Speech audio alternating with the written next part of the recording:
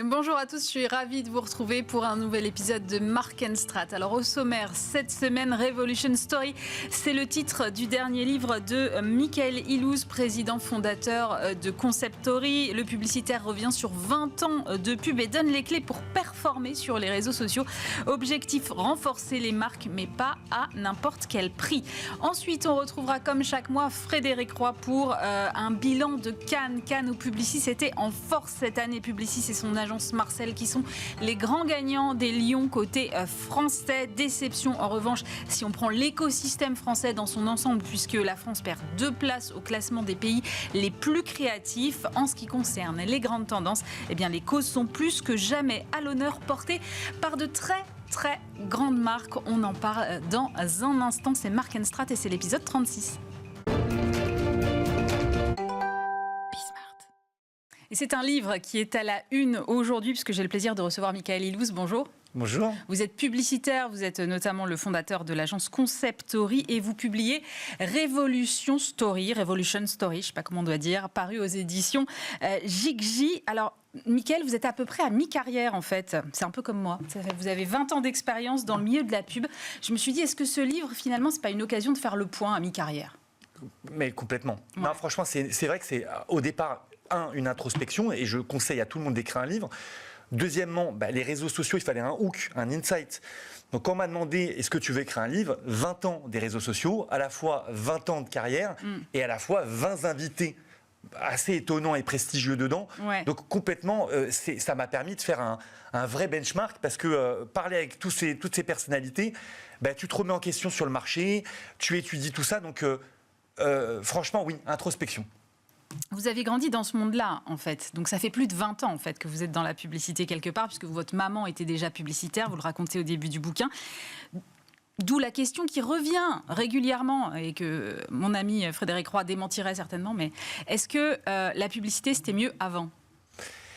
Alors, c'est une vraie question qui me met en difficulté. Je vais vous dire oui, parce que j'ai cette nostalgie d'avoir grandi dedans. Effectivement, je parle du début, enfant, devant l'émission Culture Pub. On chantait, comme dit Ardisson, on chantait les slogans. Donc moi, j'ai des souvenirs. Mais alors, est-ce que c'est toujours mieux avant ? Parce que nostalgie, évidemment. Maintenant, il y a des très belles choses qui sont faites aujourd'hui. Et le livre, d'ailleurs, c'est un livre qui est une espèce de thèse. C'est une épopée un peu pop rock. J'ai voulu un ton un peu sympa. Comment c'était avant les réseaux sociaux, comment c'est depuis les réseaux sociaux depuis 2004 et comment ça sera demain. Et évidemment, il y a la nostalgie du passé, mais il y a des choses très bien depuis 2004. On l'a vu avec des superbes campagnes. Et dans le futur, j'espère pour vous comme pour moi, qu'on aura de la créativité. Mais ce livre, c'est aussi un électrochoc. On est plusieurs quand même, dont Ardisson, qui n'est pas tendre, vous l'avez vu, oui. Et qui dit secouez-vous, réveillez-vous, il faut réenchanter la publicité. Justement, c'est difficile de réenchanter la publicité parce que d'abord, la différence avec avant, c'est potentiellement les budgets. Deuxièmement, les terrains de jeu qui sont vraiment éclatés et parfois, je pense que les marques ont du mal à savoir à quel endroit elles doivent se positionner. Et puis, les sujets plus éco-responsables aussi qui, parfois, font passer le produit au second plan, ce qui n'était pas le cas avant.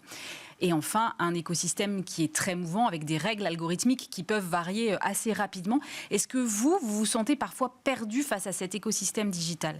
Alors, merci pour la question, puisque, mes clients, les marques, je les sens perdus pour beaucoup. C'est pour ça que j'ai écrit ce livre-là.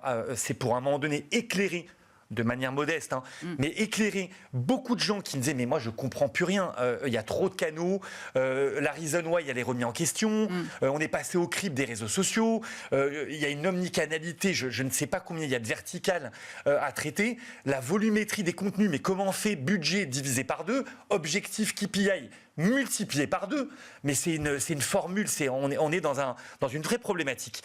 Et même nous, c'est un travail qui permettait de remettre en question clairement mes agences et de remettre en question le mindset, la manière de travailler. Maintenant, dans le fond, très sincèrement, je sais que vous l'avez lu, on retrouve des mantras et ce qui est marrant, c'est que les mantras que j'ai inventés il y a 15 ans, ils sont toujours valables aujourd'hui.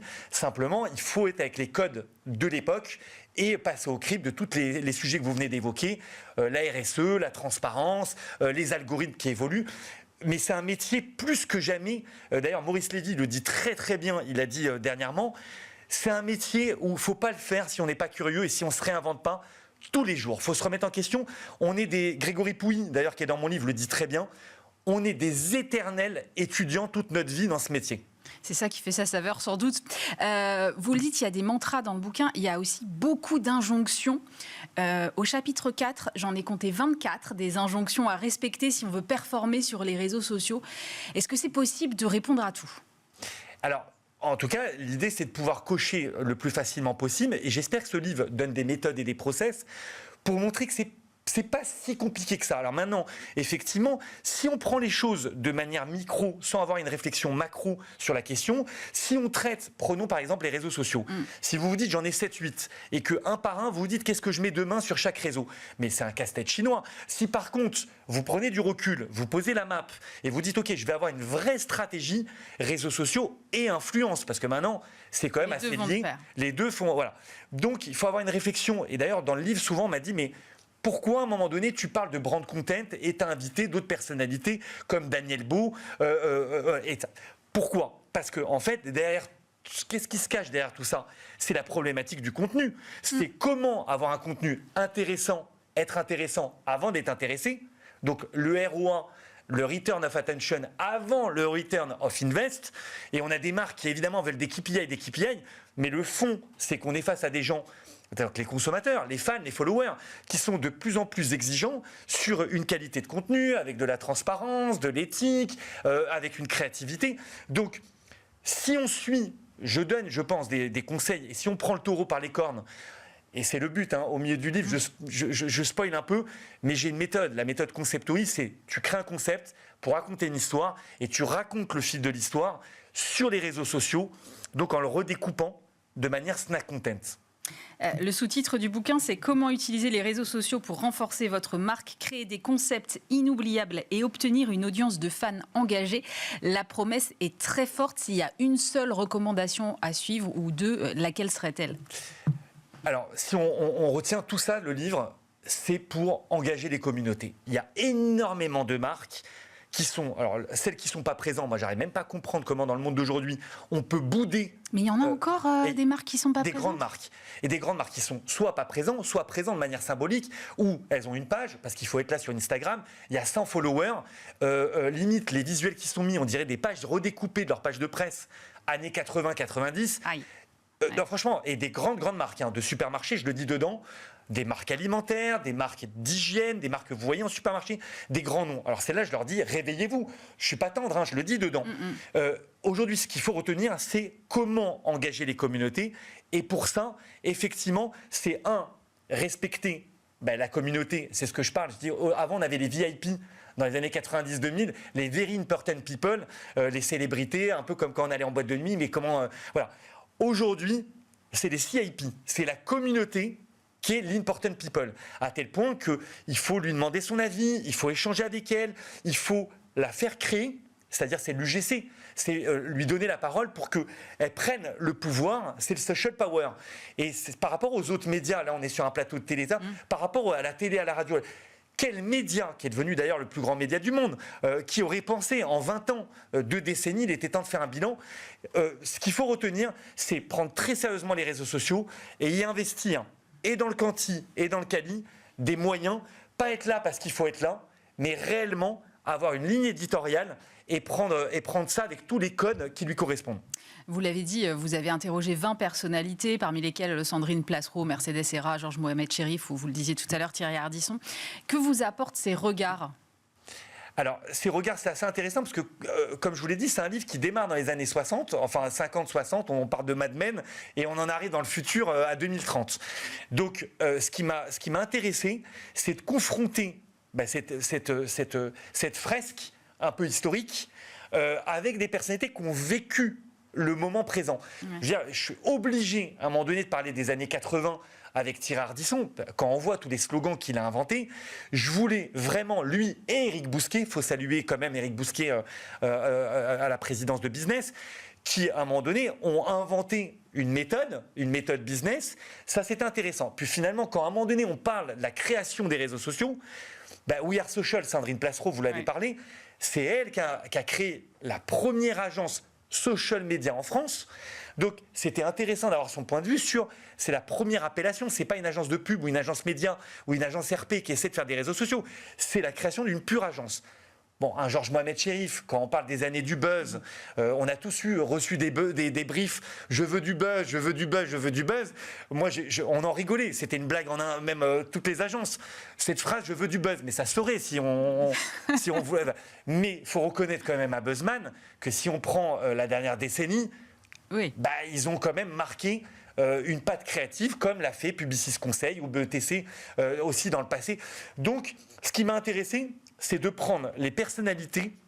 Et d'ailleurs, pour être franc avec vous, on a beaucoup travaillé un sommaire détaillé, énormément, avant que je me lance dans l'écriture avec la maison d'édition. Et moi, je voulais placer vraiment les personnalités qui soient vraiment un regard très très pointu et perspicace, et je pense que ça permet un échange intéressant et pas d'être nombriliste. J'aurais pu l'écrire tout seul, mais ça aurait été quand même beaucoup moins intéressant. Mickaël, il y a un écueil que vous n'éludez pas d'ailleurs dans le bouquin, qui est l'addiction aux écrans. Quelle est la part de responsabilité du publicitaire là-dedans, et que peut-il faire pour lutter contre ? Alors, c'est encore une fois une très bonne question, parce que c'est comme si j'étais en train, alors que c'est mon métier, j'ai une agence de social media et d'influence, et je ne suis pas tendre dans ces chapitres-là les mots des réseaux sociaux, MAUX, avec Laurent Carilla, qui est le plus grand psychiatre, qui est beaucoup à la télé, à la radio, qui sort des livres tous les ans, qui vient de sortir un livre d'ailleurs, là, Addict ou pas. Avec lui, on évoque tous les travers des réseaux sociaux. Et il y en a un, entre le plus basique, c'est le FOMO, la nomophobie, l'anxiété, ce phénomène qu'on a tous. Est-ce que j'ai la notification WhatsApp ? Est-ce que je réponds à LinkedIn ? Et à un moment donné, on se dit comment ces petits objets, comment ces réseaux sociaux-là nous mettent dans un tel état. Et ça va bien plus loin sur des côtés plus graves. Aujourd'hui, on sait qu'une marque, elle a une responsabilité. Elle a une responsabilité énorme. On l'évoque avec différentes personnalités, dont Pascal Cube, qui est le président de l'International Advertising Association, et il en parle très très bien dedans. Aujourd'hui, une marque, avec sa Reason Why, c'est pas simplement du mercantile, elle doit porter un discours, une vision d'entreprise. On le sait. Alors, moi, je la confronte en lui disant, un peu comme il y a eu sur le tabac, sur l'alcool, on a tous vécu les différentes lois, tout est en train d'être réglementé, ok, du côté des marques et des agences, on doit prendre très sérieusement ce sujet. On a eu le sujet de la RSE avec le côté énergivore des sites internet. Les réseaux sociaux, on a attaqué même l'influence, la réglementation, avec comment est réglementée l'influence. Mais les réseaux sociaux, il y a un espèce de vide comme ça, un peu juridique, et les gens, et je dis, est-ce qu'à un moment donné, il va y avoir des notifications comme on a sur des paquets de gâteaux ou sur les paquets de cigarettes. Est-ce qu'à un moment donné, les réseaux sociaux, il y a un temps passé, il y a une manière de faire et ça. Et pour ne pas spoiler l'avenir, à tel point qu'avec Laurent Carilla, on a tellement aimé travailler sur ce sujet-là qu'on prépare une suite que vous verrez.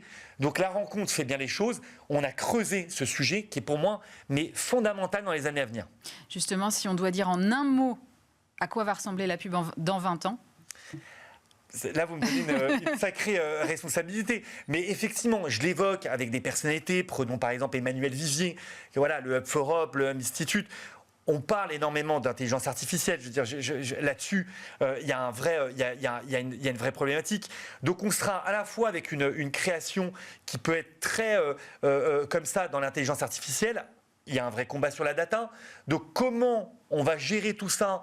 Et d'ailleurs, tous ces GAFAM sont très concernés par le sujet-là. La publicité de demain, elle va être à la fois technologique, à la fois elle va pouvoir permettre des choses, mais complètement dingues, évidemment. Mais je reviens quand même, pour finir, parce que je sais qu'il y a beaucoup de gens qui peuvent être un peu angoissés sur c'est quoi mon métier demain, est-ce que je vais être remplacé, est-ce que je vais être là ? À un moment donné, cette subtilité de l'être humain, par exemple, prenons l'humour. Jusqu'à présent, l'IA, l'IA ne l'a pas tellement. Et cette plume, par exemple, des journalistes ou de pouvoir travailler avec des grands créatifs, je crois que ce qu'il faut, c'est toujours garder et se dépasser. Et d'ailleurs, le livre, ça a été un sacré travail de se dire comment tu te remets en question. Et derrière ça, se cacher un tout petit peu de peur de quoi est fait le métier de demain. Et moi, j'ai trouvé qu'une chose, c'est de me dire, je vais écrire la nuit. Et finalement, je vais en sortir un livre et je vais confronter mon regard aux gens. C'était une manière aussi de préparer l'avenir. Merci beaucoup, Michael. Michael Illouz, je rappelle votre livre Révolution Story, c'est aux éditions JICJ.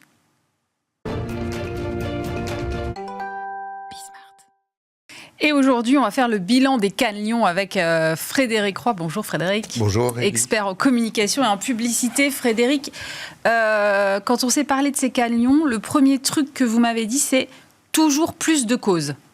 Oui, bah oui. Alors, voilà, la publicité, contrairement à ce qu'on a l'air de croire ou ce qu'on voit à la télévision, en fait, la publicité se donne un rôle qui est les bonnes causes, de défendre les bonnes causes. En tout cas, dans les palmarès publicitaires mondiaux, et Cannes est le plus grand, on ne voit pratiquement que ça. On ne voit que, d'ailleurs, beaucoup de grandes marques, Coca-Cola, Heinz, McDonald's, etc., dans le monde entier, avec leurs agences dans le monde entier, que ce soit en Asie, en Amérique du Sud, en Europe, bien sûr aux États-Unis, prendre fait et cause pour, pour des grandes causes, pour la liberté, pour la démocratie, pour l'égalité entre les hommes et les femmes, pour la reconnaissance des différences, etc. Il y en a absolument partout. Voilà. C'est au point d'ailleurs que de temps en temps, on se demande si il y a aussi de la pub pour des marques, pour vendre des produits, quoi. Voilà, c'est ça. Autre tendance, et on en avait parlé il y a quelques temps déjà, Frédéric, c'est le fake digital out of home, avec une campagne, je crois, Marcel, pour Jumet Maybelline, qui a pris un prix. Qui a pris un prix. Donc, d'abord, on peut être assez fiers, parce que... on est un peu des dénicheurs de tendance, quand même. Voilà, exactement. Et effectivement, non, mais ça confirme. Alors, c'est une campagne, elle n'a pas pris un grand prix, mais elle a eu un prix. C'est, à mon avis, un début de tendance, on verra. Mais c'est, vous savez, cette campagne avec ces bus et métro avec de grands sourcils qui étaient je sais pas comment. Avec du mascara, on va dire ça comme ça. Voilà, c'est ça, qui était maquillé. Évidemment, tout ça n'existe pas. Ça n'est que de l'image générée digitalement et diffusée sur les réseaux sociaux. Sauf qu'on a l'impression que ça a été pris par quelqu'un dans la rue et c'est effectivement très, très spectaculaire. Alors, sur la planète française de la créativité, avant qu'on parle de notre dégringolade dans le classement, on va quand même parler du retour gagnant de Publicis Conseil, Marcel et Publicis du groupe Luxe. Publicis. Voilà, totalisant, alors si j'ai bien compté, 4 grands prix, 8 gold, 6 silver, 8 bronze, 85 shortlists. C'est incroyable. Enfin... C'est évidemment mérité, absolument, mais c'est un score assez formidable, il faut dire. D'autant plus que c'est vrai que Publicis montait en puissance depuis quelques années. L'année dernière, ils étaient 2e agence de l'année. Cette année, ils sont agence de l'année. Donc, ils étaient déjà en train de gagner du terrain avec des campagnes qu'on avait vues, entre autres pour Renault Plugin, avec Carrefour, etc. Mais là... cette année, c'est l'année de l'explosion, quoi. Avec une campagne orange de Marcel qui est incroyable. Avec une campagne orange de Marcel qui est incroyable, qui est cette campagne où, en fait, on a remplacé digitalement les femmes par des hommes dans des équipes, dans des matchs de foot, de très très belles actions dont on a l'impression qu'elles sont faites par les joueurs de l'équipe de France masculine et dont on s'aperçoit à la fin qu'en fait non, pas du tout. Ce sont les femmes de l'équipe de France qui ont fait ces actions. En fait, cette campagne remplit en fait toutes les cases, quoi. Elle coche toutes les cases. Parce que c'est une bonne cause. On en revient au début de ce qu'on disait.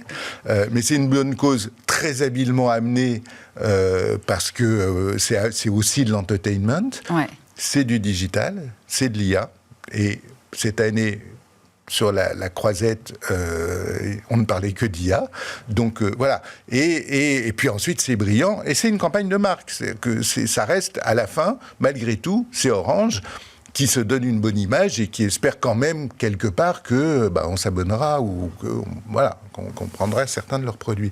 Donc c'est vraiment une. Par ailleurs, pour Cannes, c'est très important. C'est une campagne qui est compréhensible par tout le monde. Il y a pas, elle n'est pas très française. Elle est pas, elle joue pas sur des jeux de mots.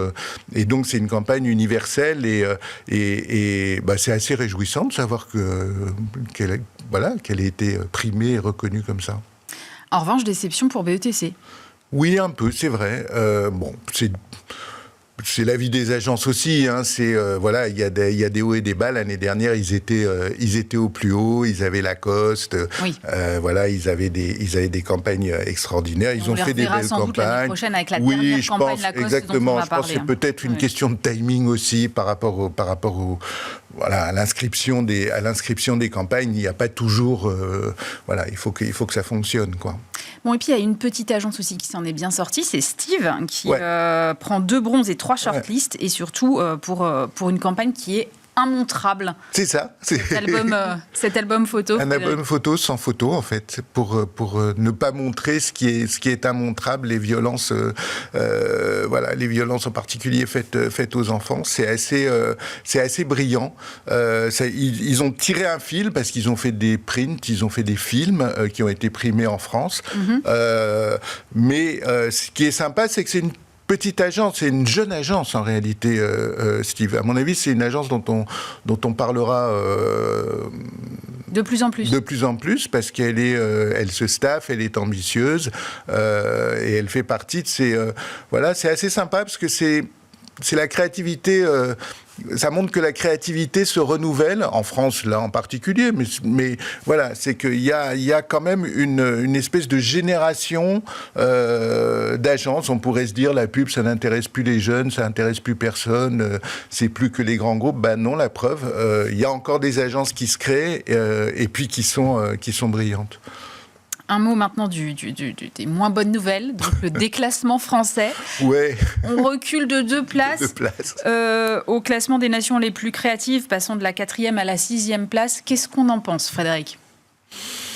Je suis assez circonspecte. On en pense, moi aussi, pour être honnête. Alors, j'avoue que cette année, j'ai pas suivi au jour le jour, parce que j'ai eu la chance d'être invité d'être invité et de travailler pour un média qui s'appelle The Media Leader. Et je n'étais plus obligé de compter tous les soirs jusqu'à des heures très avancées de la nuit et de vérifier les palmarès. Donc, je ne connais pas tous les détails. Ce que je sais, c'est que peut-être à la décharge de la France, les classements en points, ce qui donne le classement mondial des agences, prend en compte notamment les shortlists.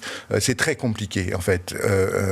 C'est le nombre de cas shortlistés qui s'ajoutent au nombre, évidemment, de prix retenus, etc.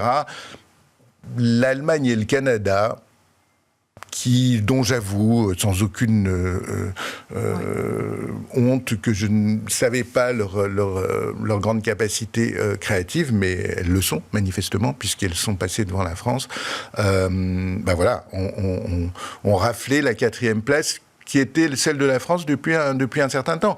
Mais de la même manière, et c'est ça qui est intéressant à Cannes, c'est que le Brésil est la 3e nation publicitaire, ce que, globalement, hors de Cannes, personne ne sait. Donc, et c'est toujours surprenant quand on disait la France est 4e, je disais oui, d'accord, l'Angleterre, enfin les États-Unis, évidemment, très très très très loin devant, parce qu'ils posent aussi énormément plus de cas. Hein. Il y a une corrélation. Voilà, il y a une corrélation.